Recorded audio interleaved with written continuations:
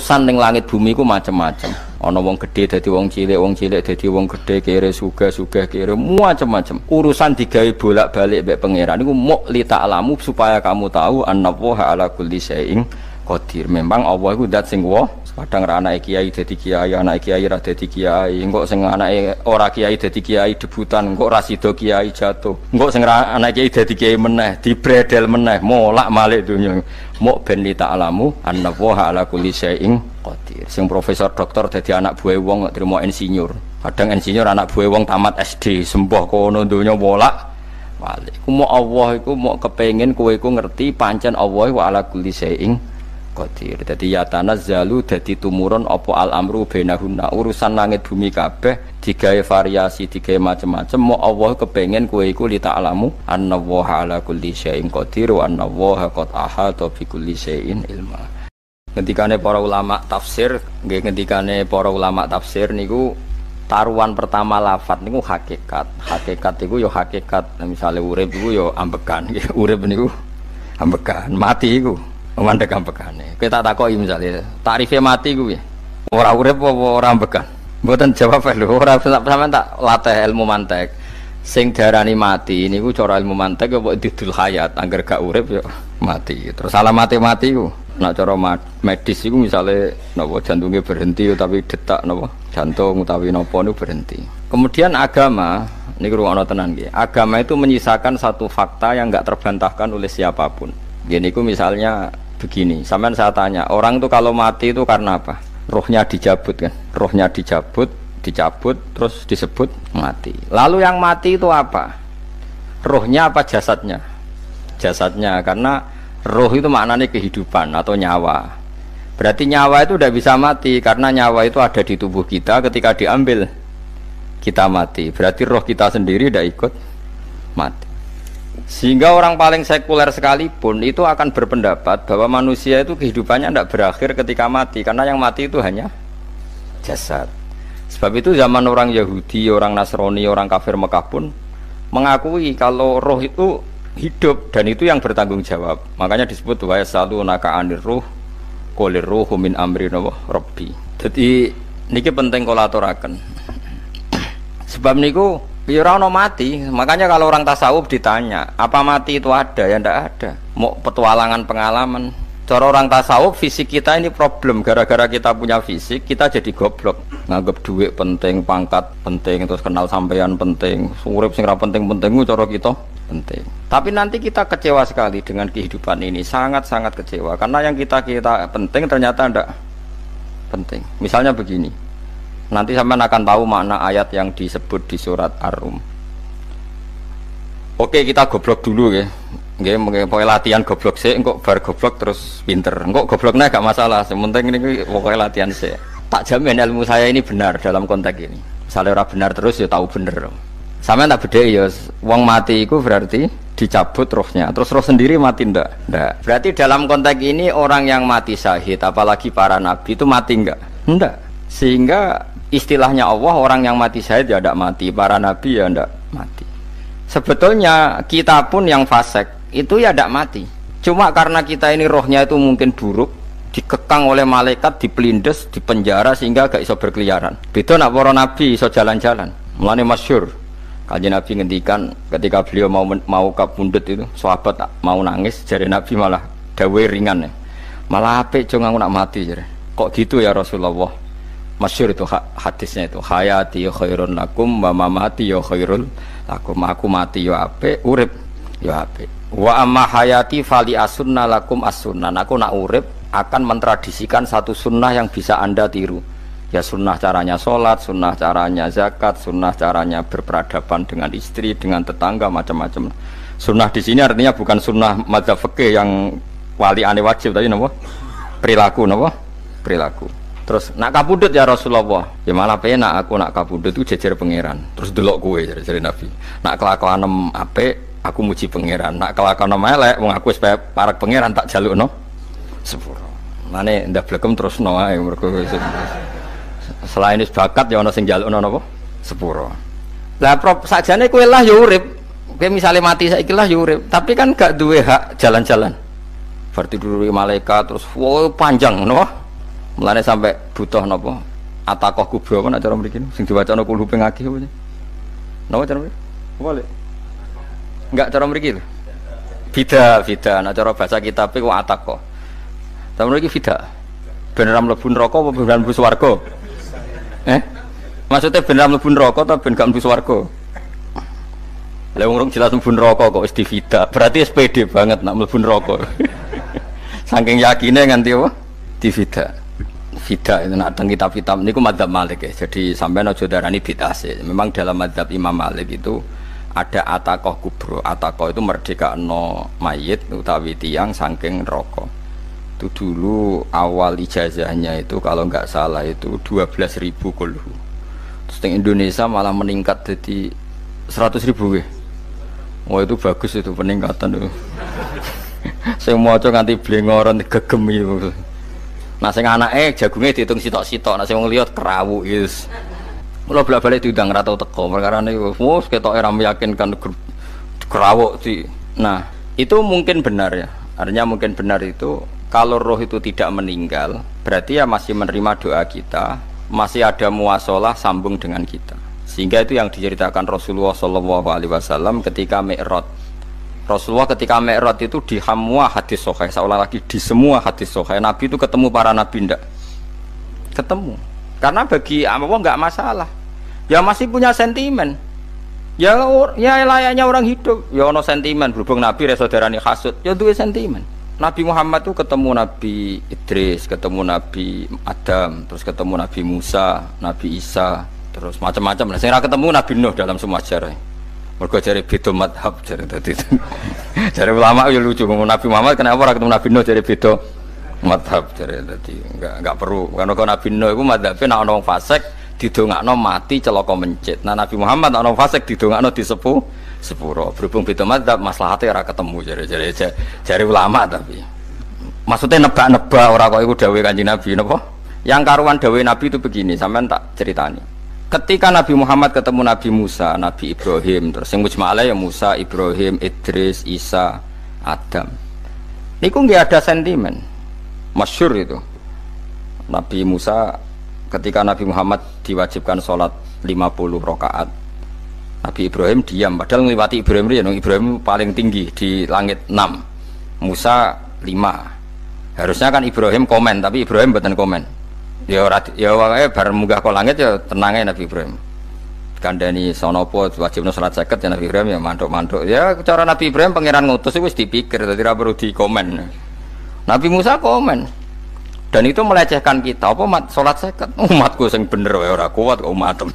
Seakan-akan kita ini lebih buruk ketimbang umat. Cara aku dadi Nabi Muhammad. Muhammad itu nabi yang meskipun afdhalul khalqi tapi kan junior ya ora bantah.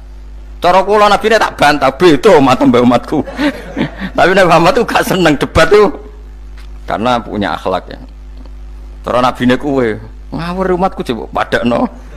Nabi Musa jelas ngendikan umatku ora kuat apa meneh umatem. Seakan-akan kan karena umat dia gak kuat, selainnya pasti lebih gak kuat. Padahal tidak juga. Mulane kula seneng kados saya Ali di Zainal Abidin, salat sedina 1000 rakaat. Berarti ben Nabi Musa ketok kelirune jare sapa 50 rakaat ra kuat. Aku di umat Ali Zainal Abidin sedina 1000 rakaat. Kula nggih nate salat sedina 300 rakaat, pisanlah tahu. Paling kan ketemu Nabi Musa kula nate. Tapi ya mau tahu tok aja kon terus. Lho itu kiang-kiang kuno nak Ramadan cek kuat lho ya. Tarawih kan wis piro? 23 ya. Iku nak sing waras bengi cek tahajud piro? Enggak 23 tahajud standar piro to? 12 kok 2 amatir. Wah. Kowe wis gak murahan tenan Kang. Tahajud itu standare piro to? 13 Kang. 13 iku tahajude 12 witire sita utawa tahajude 10 witire 13. Kabeh riwayat itu 12 Kang. 12 witire sita berarti 13. Berarti 3 gas gawe 20 sik. 20 ambek 13 piro? 33 tambah 17 rakaat. Pinten? Mun 50 kan salat 5 waktu kan 17 rakaat. Engko ana sing wis rodok kiai kan qobliyah ba'diyah. Asal coba diasar lho. Wis nglangkai 50 sembrono ya Nabi Musa ngeklaim enak wae makanya. Tapi Nabi Muhammad nabi yang baik dene ora Buatan kok terus gak terima nggak semeneng ae, no? Itu namanya sentimen.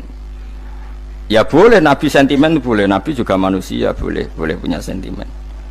Akhirnya dituruti nganti 5 waktu, berarti kanten pinten 17 rakaat.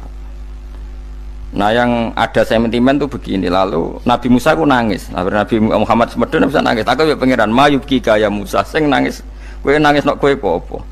Ya Allah, saya itu tidak mengira ada abdun, ada hambamu yang setelah saya yang bisa naik kelas di atas saya. Dia tidak terima kelasnya dilewati. Makanya Nabi ya karena punya roh itu ada sentimen. Orang kaya kowe ana wali kutub ya ben kono wali-wali dhewe, penting aku oleh ngerokok oleh. Kita kan tidak punya sentimen. Itu tidak baik dalam kehidupan orang kok tidak punya sentimen. Makanya Nabi Musa itu terkenal, Nabi paling sering mensomasi Nabi Muhammad. Makanya dia ceritanya diulang-ulang di Quran karena dia paling banyak sentimennya. Oh sering gerutu deh. Tapi lucunya pangeran itu seneng mbek gerutune Nabi Musa dan itu nggak bisa ditiru, masyhur itu. Karena ketika dia nggerutu terus gitu, mau ngomong sendiri nggerutu, khiddah itu nggerutu. Bahasa Arabnya khiddah omongan sing tajem sing nggerutu. Nabi Muhammad tanya sama Jibril, ya Jibril, kenapa Allah nggak tersinggung ketika Musa menggerutu terus? Jawab Jibril, huwa ya alamu khiddata, pangeran gue sapal mbek gayane dekne, dadi yo dibarno. Dan itu tidak cerita Israiliyat, itu cerita-cerita yang masih di hadis sahih. Ini tidak cerita Israiliyat, cerita-cerita masih di hadis sahih. Makanya gerutu itu ya oleh, brengkel itu ya oleh asal proporsional, brengkel itu ya oleh asal nopo proporsional. Yaiku siji syaratnya keyakin aku kekasih pangeran. Problemnya kan orang kekasih pangeran. Musa itu gak terimanan. Contoh paling masyhur itu tadi. Musa, kalau kamu sudah membebaskan Bani Israel dari kaum Jabarin, kaum Kan'aniyin, ngene iku tiang-tiang putih. Kalau nanrang iku ora iso, pokoke bangsa Palestina, tapi aja arane Palestina bukan Kan'aniyin, pokoke angel, pokoke Kan'aniyin aja. Enggak usah diterjemah sensitif. Kamu tak kei Taurat. Bareng jare setelah kaum Kan'aniyin ditaklukkan Nabi Musa sowan ning Turisina. Turisina iku gununge niku mulai Yordan ngantos kawasan Mesir, wis pol gede nih. Niku sinten Nabi Musa ngajak waqtara Musa qaumahu sab'ina rajulal limiqatina. 70 orang pilihan ya cara kene santri pilihan, kiai pilihan dijak. Pokoke singkat cerita Nabi Musa mojok sebab piye umat umi piye pokoke terus nggawa Taurat. Umat sing 70 wong brengkel lan nu'mina laka hatta narawaha napa jaro. Kok enak sampean mojok dhewe terus muni ketemu pangeran. Kita ndak bisa percaya kalau nggak melihat Allah sendiri. Gentenan pangeran sing tersinggung, wong ora nabi kok kecangkeman njaluk koyok nabi, ora levele njaluk roh pangeran. Terus akhirnya disamber bledek mati pokoknya. Bareng mati Nabi Musa malah lucu. Ya Allah, tiang 70 tak jak kon dadi seksi. Nek jenengan mateni terus seksine sinten? Sepundi jenengan kudu diuripno. Akhirnya pengen nanti urip no. Perkara ini dikomplain Nabi Musa. Jadi Nabi sering gremeng, sering komplain pangeran Nabi Musa. Tapi pangeran seneng, wong kekasih, yes bener wae. Mulane wong penting dadi kekasih pangeran sih. Engko keliru-keliru ku bener wae. Tapi nek ora kekasih bener wae ya salah. Wis pidato pengajian nak siar Islam, tapi nek ora kekasih disalahno mbek pangeran. Ana wali ku nak salat iku ora tau kok jero masjid. Iku wali. Padha mek sing saf awal. Sing saf awal gak trimo salate ning jaba kok wali. Ya kok dhuwur. Ditakoki, kena napa jenengan kok wali padahal nak salat kok guri kok jaba jare. Aku iku isin sowan pangeran kok ngarep mergo dosa aku iku akeh. Baro kaya sopan rawani kok ngarep iku ngrasa. Dadi sing seneng saf awal ya wong pede-pede. Tapi aja nut iki ilmu kok aja nut. Ora ngeteruske muni saf awal gak sunat. Dari Gus Bawo sesat kayak ngomong ngono, sembrono. Maksudnya kabeh kok ana ilmune. Ngene kalau nak sholat kok gurih ya ana ilmune. Cuma mergo nak kok ngarep imame dredeg faktor iku. Dadi ya ana wali mergo sholat kok gurih. Inni astaghfi minallah iki isin mbek pangeran. Nak aku sing atadan nasubidzunub aku iku urung bersih kok sholat kok ngarep. Mane wong ngaji ku ya bolak-balik aja kok mau ngaji. Afdol paling soft paling apik soft awal, terus maksa soft awal mau soft guri iku ya ilmu. Mbok guri ku ya ilmu. Sing ora ana ilmune iku ora jamaah, iku ora ana ilmune. Lah iku ora ana napa? Ilmune blas iku. Dadi wali ku ya macam-macam. Paham ya? Terus Nabi Musa niku nak ndonga niku ya ora karu-karuan, cara kita anut ya ora karu-karuan, tapi Nabi kekasih pangeran ya masyhur iku. Atuhlikuna bima fa'alas sufaha minna. Itu berarti sedurunge Rabbi law syi'ta ahlaktahum min qablu wa iya. Nak mereka jenengan sambar bledek perkarane salah, menisan kula dadi gak nabi-nabinan. Dadi nabi ora di wong andalan. Nak menisan pateni iki kula menisan pateni dadi terus bar gak nabi-nabinan. Terus atuhlikuna bima fa'alas sufaha minna. Karo dene wong tiyang goblok liru jenengan pertimbangno. Barno rampun wong goblok wae. Lah iku sing tak anut, mulane wong goblok ku barno ae wong. Wong goblok kok dipertimbang. Ana wong ngomong pahpo keliru ben kok wong goblok. Nah cara Nabi Musa iku atuhlikuna bima fa'alas sufaha minna. Atuhliku ana tong rusak panjenengan ing kita bima fa'alas sufaha napa minna. Jadi mulane aja geman ya tiyang niku sok pinter. Mergo pangeran itu cara pandang itu apa ya? Sering di luar dugaan kita. Nabi Musa sing koyo ngono ya kekasih pangeran dal gremeng terus. Tapi barokah Nabi kekasih pangeran gremenge wae dadi rahmat. Mosok Nabi Muhammad salat 50 rakaat disudos 5 nganti ping 9. Pokoke kabeh riwayat nganti ping 9. Mergo pangeran nyudane ya mok 5, 45 disudo 5 neh 40. Pas nganti 9 iku 45. Lho pas karek 5 Nabi Musa lagi usul kon nyudon neh. Wah iku cara kesampaian jos tenan. Dadi wis karek 5 kan patang kan 50. Mari Mustofa iso matematika beta takoki. 50 dikurangi 5 ping 9 karek piro, Bos? Lho ya 50 ping 5 kan 5 ping 10 kan 50. Berarti nak ping 9 iku cek. Yo cek 5 lah. Kok katut Mustofa. 50 disudo 55 ping 9 karek piro? Karek 5. Lah Nabi Muhammad itu bolak-balik ping 9 mergo mau disudoni pangeran ya mau. Lah terakhir 5 iku Nabi Musa matur nah iku cek pangeran dawuh iku jare Nabi Musa ijek ora kuat matem. Njuk nah keringanan. Terus Nabi Muhammad oh iku wis isin karek 5. Karek 5 disudoni kan ente. Lah iku sing kula lah usul iku betul-betul iku. Mestine menisan apa? Ya tapi nak menisan kan ya lucu kalau ke bumi diugano dan nampa salat jebule ra sida kan malah ra karo karuan kan. Jadi ben sampean ngerti.